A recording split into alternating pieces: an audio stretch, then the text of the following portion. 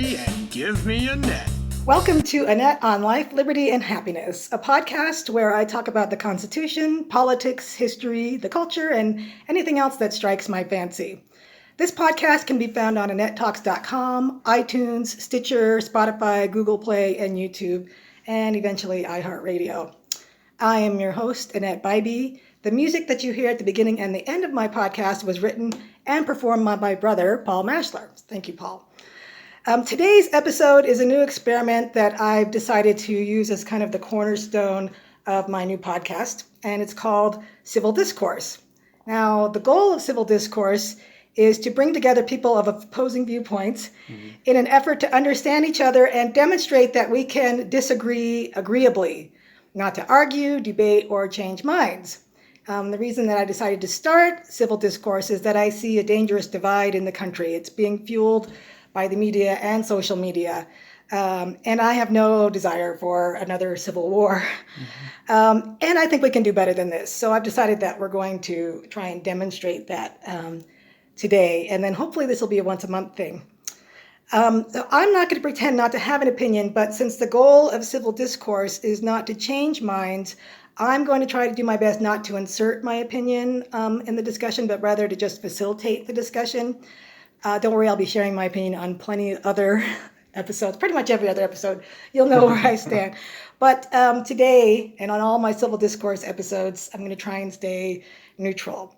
All right, so as you can see, if you're watching this, I record these for podcasts, but also I'm videotaping for YouTube.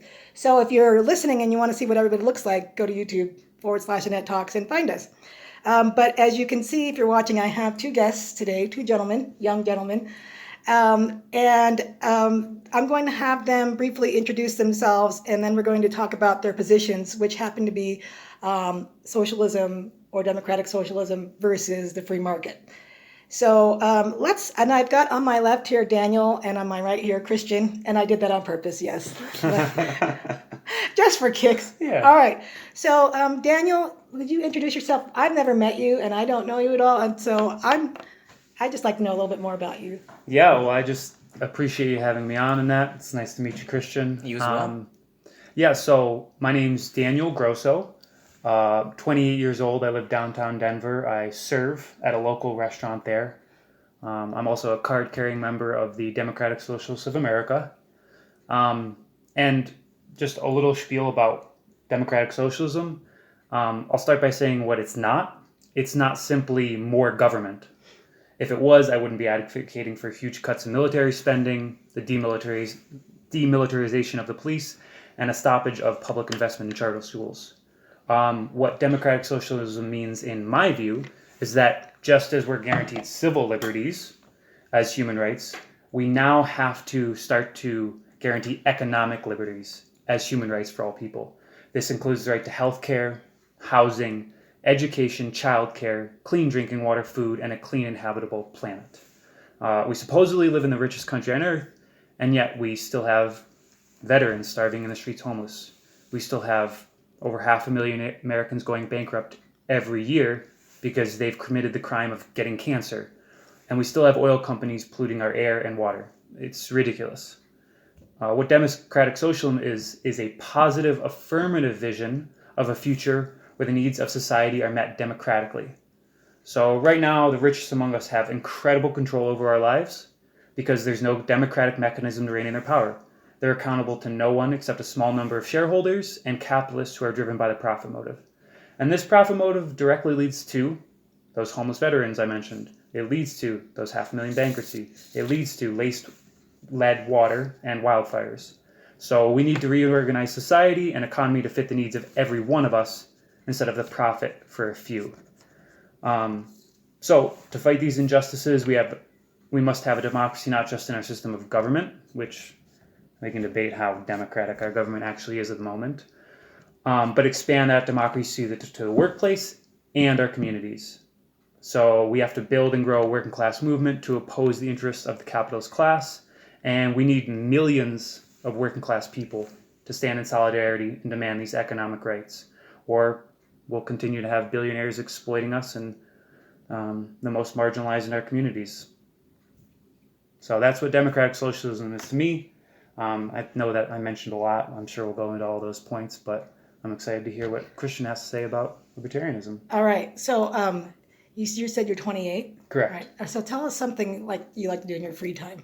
Ooh, I love tabletop board games Okay. and card games. So I try to have like a game night once a month. Things like Dominion, which is deck building, just regular 52 pack of cards or things like that. Cool. Yeah. All right. So you're a millennial, right? Okay. I always was trying to just differentiate between the millennials and what is it, Gen Z or iGen. And I think millennials. Well, what year were you born? 91. Okay, yeah, you're millennial because I think the next generation is born in 95. I just read that recently. It's Yeah. someone made that determination somewhere. But anyway, all right. Thank you for sharing, Christian. Why don't you tell us a little bit about yourself and then go ahead and tell us your position on the free market, basically. Well, happy Thanksgiving. Yes, we're And getting I'm pretty grateful close. to be here. I'm grateful that we have all that we get to talk about this important subject. It's not going away. It's only the discussion is only going to reach more homes. And I'm also grateful that how you explain yourself. I think the tone was very diplomatic, and that's something that we need Yes. always. Well, I think that even if that you walk away from here and you decide you do want to try and change minds, because obviously that's our goal when we're out there in the political realm, but you can't do that by being strident or rude to people, because as soon as you start that, if someone's rude to you, are you going to keep listening? No. Now you shut right down, right? So that's something else that is the point of this. It's like, let's learn to like talk and share and explain and show the other person that we care about them, because otherwise, I'm done. As soon as someone's rude to me or calls me a name or ad hominem attacks, I'm done. Or I just go on the defensive too, and then it goes nowhere. So this way, at least we can talk and listen, and that goes a lot further than arguing, I think. Yeah. All right. Sorry, I interrupted you, Fine. Christian. Well, Benjamin Franklin once said that you attract more flies with honey than with vinegar, right? Yeah, for sure. That's the way I try to live my life. My name is Christian, and I'm a graduate of the University of Denver. I now work as a computer programmer. I love it, and one interesting thing about me is I know 5 languages. Wow. Can you speak them all, or just... Well, I count the computer languages. Oh. Okay. All right. So there's English, Spanish, JavaScript, SQL, and C Sharp. Wow. All right. And are you a millennial as well? Just out of curiosity. I would count it as yes, but I also think they're kind of arbitrary distinctions made by people who do marketing. Yeah. To do marketing segmentation. Well, Because there are millennials that have millennials, if you think about it, and Gen Z that are having Gen Z. Yeah. Yes. Isn't that weird? Yeah, it is. Well, the only reason I even bring it up is that in a few weeks I'm going to be doing an episode on teaching resilience to our children. And so we can avoid some of the snowflake stuff that's going on, and this is kind of a part of that. We should be able to go to college and freely talk, right? And have free speech. And so the reason I even bring it up is they say it's not the millennials that are having these issues. And a lot of us make that mistake. It's the Gen Z or the iGen, which are the people that were born in 95. And so there's some reasons behind it, and I'll get into it in a few weeks if you would listen. But so that's why I ask, because I'm always kind of curious. So anyway, tell us your position on the free market. So I studied political science, and I also studied computer programming. I've studied economics, but I'm not a professional economist by trade. So I wanted to talk about the philosophical and the ethical underpinnings for the free market. I like stories. So let's start off with a thought experiment. Let's say that you, Annette, sometimes sleepwalk at night. All right. I hope this is not the case, but No. sometimes you do things that are unethical, and sometimes you do things that would be considered, good or bad things when you sleepwalk. Would that be considered morally good or morally for the bad? Neither, because you don't have a choice in the matter. And that's the thing, when we introduce coercion into humanitarian aid, we remove that. You see, morality cannot be separated from volition, which means choice. That's why I'm in favor of the free market, where people can interact freely and make that exchange. All right. So basically, you're saying doing things without government guidance or requiring you to do it, basically. So I have a question for both of you. What is your end goal for each of your beliefs? Like, what is it that you would like to see as a result of democratic socialism or the free market? Like, why do you believe that? What would you like to see as an end result of that? Let's start with you, Daniel. Sure. So I have a suspicion that we share some of the same end goals. We probably just differ on how to get there. That's exactly why I brought that up. Exactly. So the end goals for me would be to have every American and non-American, non-citizen within our borders have access to healthcare that is free at the point of service. I believe that every human is entitled to housing as a human right, food as a human right, clean water, and a clean and habitable planet for themselves and the next generation.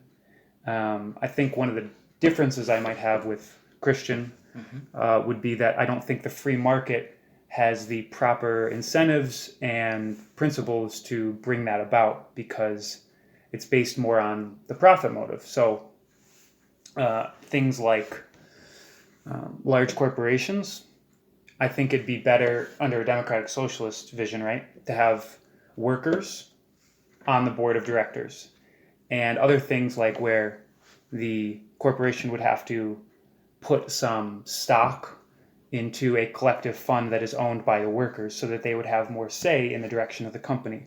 So I want democratic control, not just in our government, but in our workplaces and our communities, because who's going to vote to put an oil well 500 feet from their child's school, you know?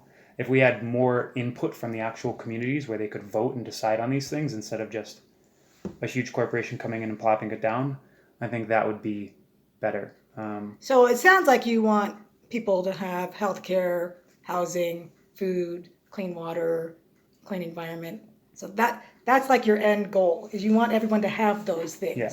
And to have them, we actually need to oppose capitalism. Well, let's stick with right now the end result as opposed to how to get there. Christian, what is your end result goal here for the free market? Well, at the end of the day, we have to ask, what is the purpose of our life? I mean, what is our highest purpose? And after studying it philosophically, each individual's purpose is to find their bliss and to create a society where you can find that free of coercion, particularly from the government or from, sometimes criminal elements, because those are the two things are the biggest threats to our individual rights, which is a way of pursuing that individual freedom. For example, Daniel mentioned the over-militarization of the police.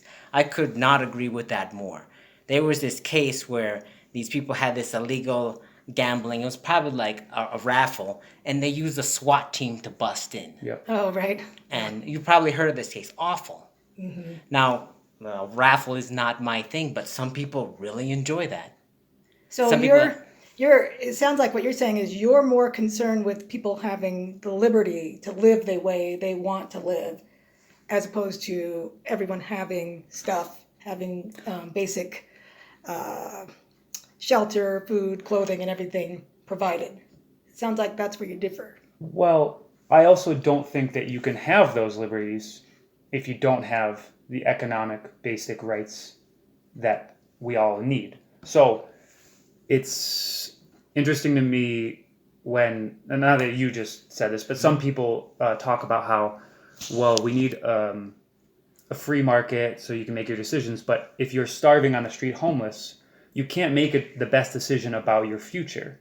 So if we guaranteed housing, they would have more of a floor for them to actually make decisions about their life that were affirmative, positive, and were free from coercion.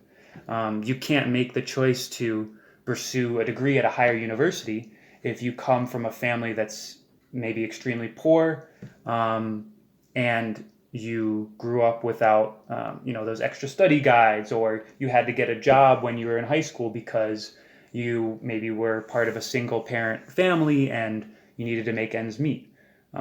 So I definitely am in favor, obviously, of civil liberties like freedom of speech and assembly and democratic voting, but I don't think that those things happen without, having a full belly. All right. Do you have any questions? You guys have questions for each other about where these ideas come? Well, let me go ahead and do that. Mm-hmm. Daniel, do you come from a background of are your parents pro-socialism? No. Or no? What was your upbringing like? I had the most comfortable upbringing you could have in America. I was upper middle or just upper class. My father was a physician who made a ton of money. And I never had to worry about where my next meal was coming from. I always knew I'd have a house. I went to good private middle school, then a good public high school. I have no college debt because my father paid for it, and he never asked me to pay him back. And so I would guess that I'm similar to a lot of the people who might listen to this, or a lot of my compatriots in downtown Denver. I'm a downwardly mobile millennial. My standard of living is probably going to be worse than my father's through no fault of my own or anybody else. So why do you think you're downwardly mobile? Why do you call yourself that? Well, because I don't have health care. I get paid $8 an hour plus tips, or if I host where I don't get tips, I get paid $14.50 an hour, which, the minimum wage federally is $7.25. In Colorado, it's $11.10, but that hasn't increased with inflation at all.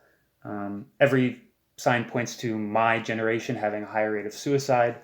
They have a lower standard of living, and they have one of the biggies, a lower life expectancy. So, and also the climate crisis is upon us, which will exacerbate all the other things. There's going to be more immigration, the wildfires in California, water shortages in Colorado. Not that I pretend to be an expert on the water situation in Colorado, but...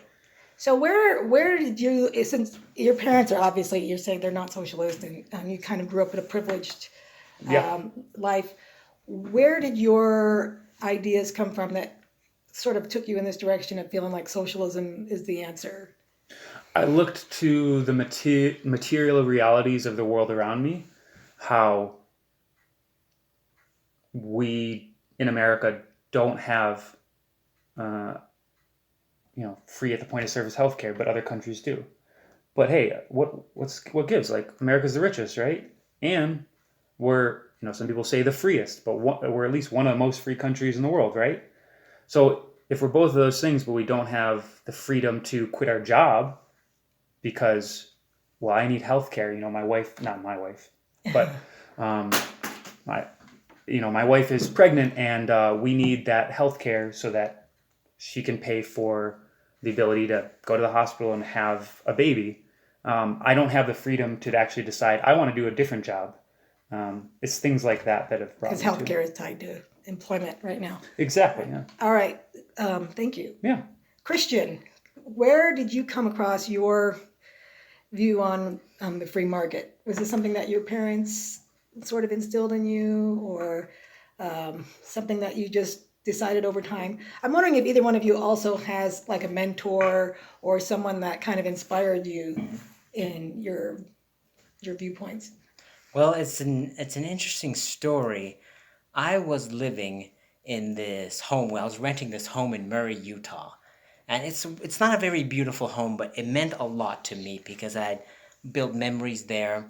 I had good friends there.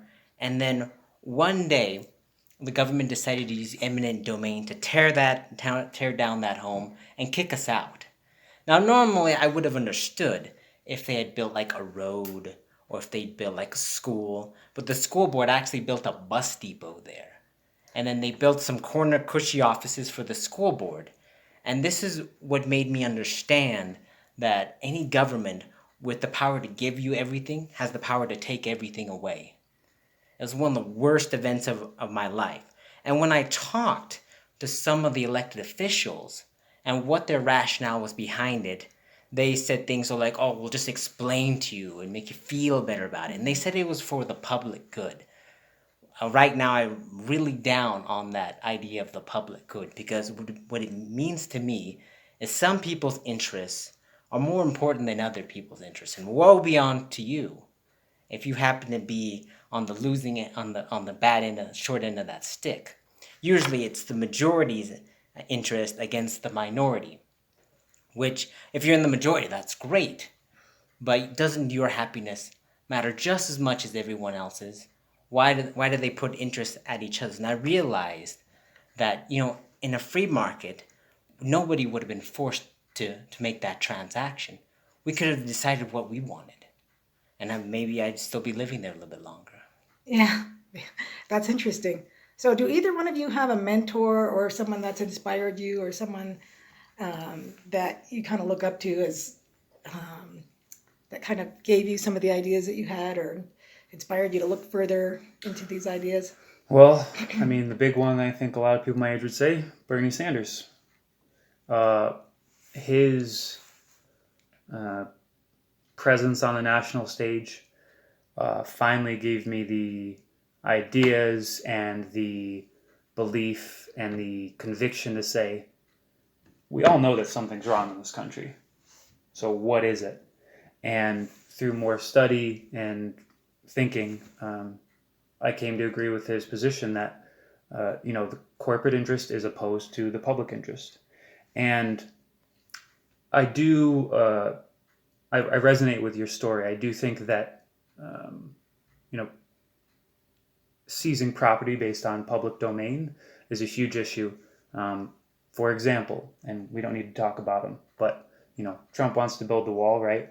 But then they're trying to seize private property on the border to do that. I think it's dumb for a lot of reasons, but seizing, and even in socialism, there's a distinction between private property and personal property. So if you have housing as a human right,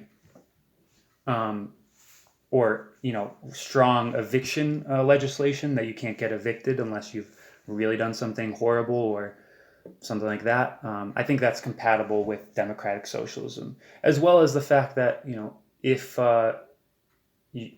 if they do need to build a bus depot or something, the public good could be everybody getting in on the discussion, including you, and hearing your side of the story instead of the government coming in and just taking it. Like I said, socialism isn't just more and more government, right? It's democratic socialism is democracy everywhere in our life. All right. Thank you. So I want to ask you all a really important question, both of you, and I want you to think about this. Does pineapple belong on pizza? Christian? I think it's okay, but I have to admit that even for this podcast, that's pretty controversial. It is, I know. But so are you saying yes? I don't want you to shilly-shally on this. Yes or no, pineapple on pizza? It just depends on what mood I'm feeling. I know I'm waffling on the Yeah, situation. you are waffling. But right now, if you were to say, Christian, we're going to order some pizza, I'd be like, no. No. So right now you would say no. Right now I would say You're no, not but in my a taste pineapple changed. mood. No, I'm not in a pineapple mood. We don't really like that answer, but all right, Daniel. I am a strong pineapple proponent. In fact, if you don't want pineapple on your pizza, we will force you to have pineapple. No, pineapple for all. Yeah, pineapple for all. Or I think Christian prefers we get to choose. Well, maybe we can do half and half. Okay. Right? Half on. And, yeah, but the juices, get over to the other side. Externalities. Pineapple. It's funny because I posted that on Facebook once, and people really do line up on one side or the other. And it's funny because it's like people feel strongly about it. And I was joking that if there was, I don't think the Civil War is going to be over like political stuff. It's going to be over that. Yeah. Pineapple versus. They have stronger convictions about pineapple than they do about you know what? Actually, the economy. That's true. And that's sad. Yeah, it is true. So you guys are both political activists, right? Yes, So you're both walking your walk and you're not just talking your talk. So from what we've talked about today, was there anything, Christian, did you hear anything from Daniel that like resonated with you or that you adgreed with or admired his position in some way? Well, He did mention the demilitarization of the police, which I feel strongly about. He mentioned his opposition to the wall, which I am also strongly opposed to. And it's interesting thing how I became a citizen. I was actually born in Provo. That's it. And that's what gives me my right to live in the United I States. think you two would probably agree on some of the immigration stuff. I'm just guessing. Yeah, absolutely. Probably. Absolutely, yes. I mean, as I'm blessed, I'm lucky enough to live where I want, and I've always felt that so long as you're not menacing anyone else, that you should be able to choose where you live. If the landlord wants to rent it to you, or if the homeowner wants to sell the home to you, that should be the only thing taken into consideration. All right. Thank you. Daniel, you have something to say about that? Yeah, I was just going to say, I do think we agree on a lot of different points. We probably agree on the decriminalization, at the very least, of all drugs as well. And the demilitarization of the police, the overreach of government in certain areas. And I think what really resonated with me, what Christian said was, the personal story, right? This is a very important organizing tactic that, and not that it was a tactic, but an organizing principle that your story of self, right? Like nobody can argue, well, Christian, you really didn't get your home taken away. No, that was horrible, I'm sure, a very traumatic event, and I wouldn't wish it upon anybody. And in the same way, I feel like I came to my belief because I saw how privileged I was, and I knew that I'm not special, I wasn't special, and I didn't deserve necessarily all these things. So does that mean that I should have, my quote-unquote free college education taken away? Does that mean I should have my nice home taken away? Does that mean I should have the health care that helped my family when I was younger taken away? No. What it means is maybe everybody else should have a slice of that pie too. One of the big things in my life that really, looking back, led me to this belief that healthcare is a human right is my mother was diagnosed with cancer when I was 12, and she passed away when I was 15. And in that interim, in 3 years, she had the best healthcare that money could buy, because my father was a physician, he had the money, and he had good healthcare. And when I think back to that and all the care she had, the home care, the medication, the comfort care, I realized that a poor 12-year-old's mother deserves that same level of care too. So I would be interested to hear, as a question to Christian, like, if we can focus in on one issue, because I think it's the biggest issue in our time right now. Everybody's talking about it. Medicare for all. No. Healthcare as a human right, or is there a glide path? Like, what do you believe on that as a libertarian? Okay. Well, that is a really great question. I've worked for Medicare in the past, so I'm intimately familiar with insurance. Working there for years, I realized that insurance isn't for everyone. Some people, they find it very useful. Other people, they find it this constantly shifting labyrinth. Yeah. And as as the government policy is, it nudges us towards that, pigeonholes us in that one option. Well, I'm more for an option that let a million different flowers bloom. There's so many different ways for people to obtain health care and those vehicles. But if the government continues saying this is the option and this is the only way, we're missing out on what economists would call versus the seen versus the unseen. I don't have an answer for your life. I don't have an answer for your life or what's best for you. But I believe that everyone has that capacity and the sentience to find their bliss and what's best for them. So healthcare, basically a free market, because right now we really don't have a free market for healthcare. The government pays for a lot of it. But what you're saying is that if there was more of a free market, there would be other options that would pop up that people could partake of. So I'm like trying really hard. I'm like all these thoughts in my mind. I'm like, I'm not going to inject it. I'm not going to inject it. But I think that most Americans can agree that the healthcare system is definitely broken and that it is unfair that some people have access to a whole lot more than other people. So I think that everyone can agree that we would like to see everyone have the at least adequate healthcare, so that no one should have to go into bankruptcy or whatever. I heard recently a story of someone who was working on a nonprofit and she got cancer and she ended up stealing money from the nonprofit to pay for her medical bills.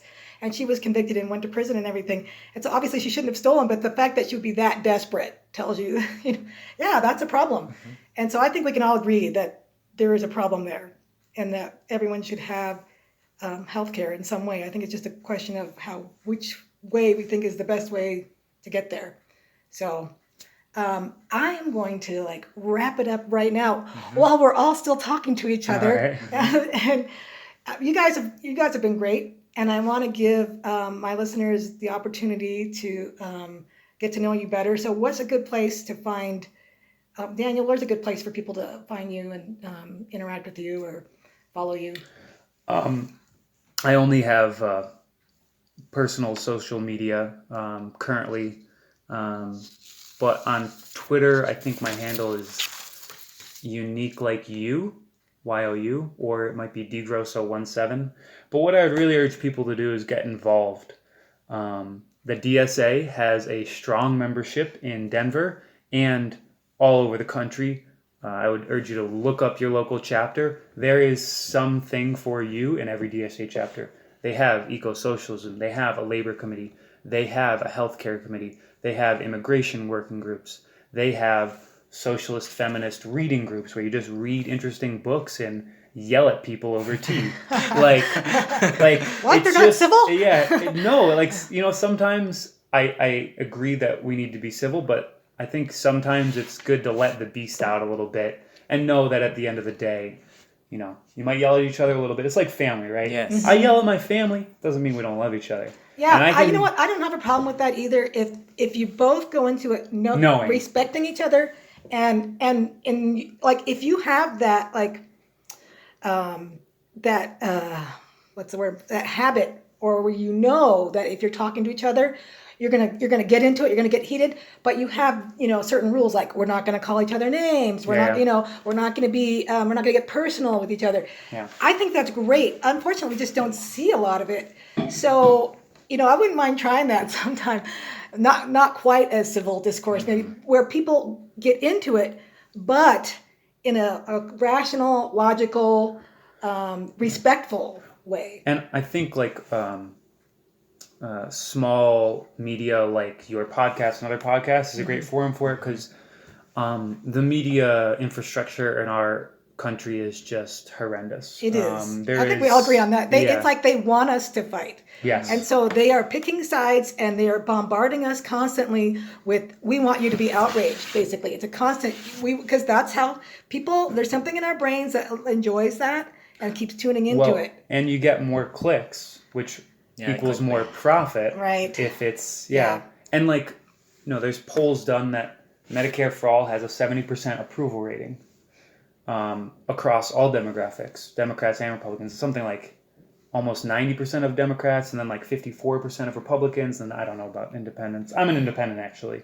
And then you go on CNN.com or wherever else, and it seems like nobody can agree. But we all agree on a lot of things. I think there would be a lot more agreeing in person. Quick question, at these feminist reading groups, the yelling, do they bring up pineapple pizza? Is that just out of the way? You know what? I shouldn't speak too much about the young. I've actually never been to one of their meetings, so sorry if you're a DSA member you're listening. I haven't actually been to one of those, but I don't think they bring that up. No. Yeah, it's too hot. Yeah, it's too hot a topic. It is too hot. So, Christian, where can people find you? Mm-hmm. Well, like I said, on Facebook, just Christian Rodier. But I agree with him that the best way is to get involved. For example, the Colorado Immigrants' Rights Coalition, which we have a mutual friend that works there. That's a wonderful way to get involved if you feel strongly. Talk about over policing. In the immigrant community. That's a serious issue. Also, another important economic issue. Also, if you want to volunteer with me at Americans for Prosperity, we can do both or one or the other. All right. Awesome. So I'm get out there and do stuff, people. Don't just, if you're going to live in this country and you want to enjoy what we have and change it and make it better in whatever way you think is better, you've got to get out there and do something about it. And sitting on Facebook or Twitter or whatever, it's great. I do a lot of it, but you've also got to get out there and actually do stuff, like, be active. So I appreciate you guys both coming out, and I may try and have you again sometime. I'm sure we can have some other topics that we can disagree on. And you guys have been great. And if you're watching or listening and you think, oh, I really want to be on there because I feel really strongly about this, or I know someone that would be perfect for this, send me an email at Annette@AnnetteTalks.com. Or if you have topic ideas, I'm thinking I would like to bring in a pro and anti-Trumper. I think that would be really interesting because people just seem to really take one side or another on this guy. Like, it's a total love-hate thing. And there aren't many people in the middle. So if you know someone like that on either side, let me know or have them contact me. Or anything else you want to say about this episode or anything else, go to AnnetteTalks.com. Subscribe, go to Facebook, Annette Talks, YouTube, Annette Talks, basically Annette Talks everywhere. So just find me at one of those places. Thank you for listening to Annette on Life, Liberty, and Happiness.